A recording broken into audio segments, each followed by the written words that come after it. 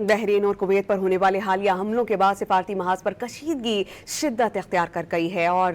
Kuwait کی وزارت خارجہ نے ملک میں تعینات ایرانی سفارتی مشن کے 2 اراکین کو ناپسندیدہ شخصیت قرار دیتے ہوئے انہیں فوری طور پر ملک چھوڑنے کا حکم دے دیا ہے۔ کویتی وزارت خارجہ کے مطابق ایران کے ناظم الامور کو طلب کر کے مسلسل جارحانہ اقدامات پر سخت ترین الفاظ میں باضابطہ طور پر احتجاج ریکارڈ کرایا گیا۔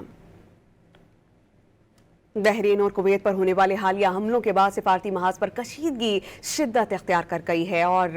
کویت کی وزارت خارجہ نے ملک میں تعینات ایرانی سفارتی مشن کے 2 اراکین کو ناپسندیدہ شخصیت قرار دیتے ہوئے انہیں فوری طور پر ملک چھوڑنے کا حکم دے دیا ہے۔ کویتی وزارت خارجہ کے مطابق ایران کے ناظم الامور کو طلب کر کے مسلسل جارحانہ اقدامات پر سخت ترین الفاظ میں باضابطہ طور پر احتجاج ریکارڈ کرایا گیا۔